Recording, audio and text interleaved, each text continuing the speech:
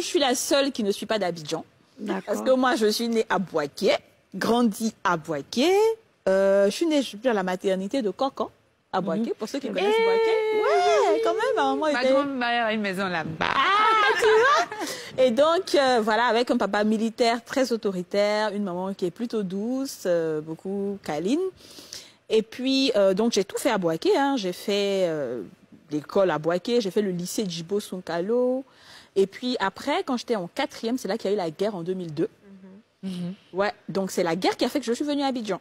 Donc s'il n'y avait pas la guerre, il serait encore à Boaké là-bas. Ton destin était ici. Voilà, le destin était ici, exactement. Donc il y a eu la guerre, donc on a dû venir. Et surtout que mon papa était militaire. C'était très compliqué. On a vécu une période très, très, très difficile pendant la guerre parce que mon papa était...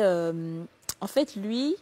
Vous savez, c'était lui on l'appelait les MAEB, c'est-à-dire mécanicien auto-engin blindé. Les chars, là, quand ça se gâte, c'est lui qui sait comment on répare. Donc, les rebelles avaient besoin de lui. Donc, ça fait que les rebelles le cherchaient.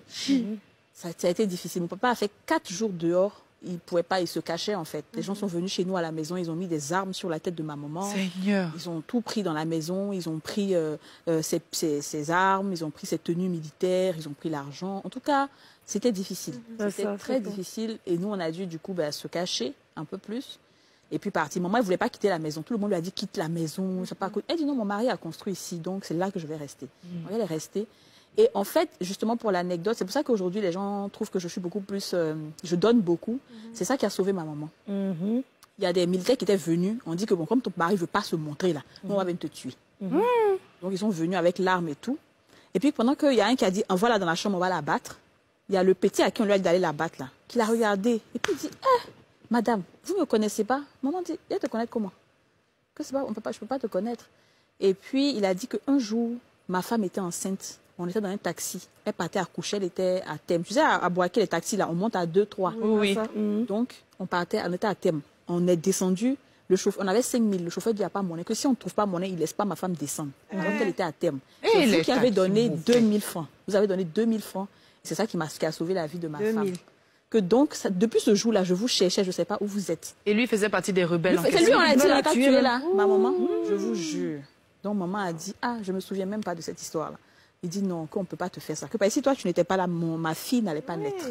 Que je voulais même te donner ton nom à ma fille, mais je ne savais pas où tu étais et tout ça. Donc, il a dit à son ami là, que pardon, je sens que beaucoup de larmes vont couler. C'est vrai. Il a dit pardon, il faut laisser la femme là. Je vous assure, c'est comme ça. Maman était vivante jusqu'à aujourd'hui. Et après ça, pour une fois, elle a quitté un peu la maison avant de revenir.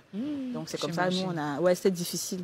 On a quitté Boaké, on est venu à Abidjan, j'ai grandi chez ma tante à Angré. Et c'est après, j'ai commencé à faire la 3e. Et après la 3e, on m'a orientée au lycée Mami Adjoa à Yamoussoukro. Donc c'est comme ça que la famille a été un peu mélangée. Et puis je suis allée à l'internat au lycée Mami Adjoa et jusqu'au bac. Voilà un peu. J'ai pas envie de pleurer. Ouais, c'est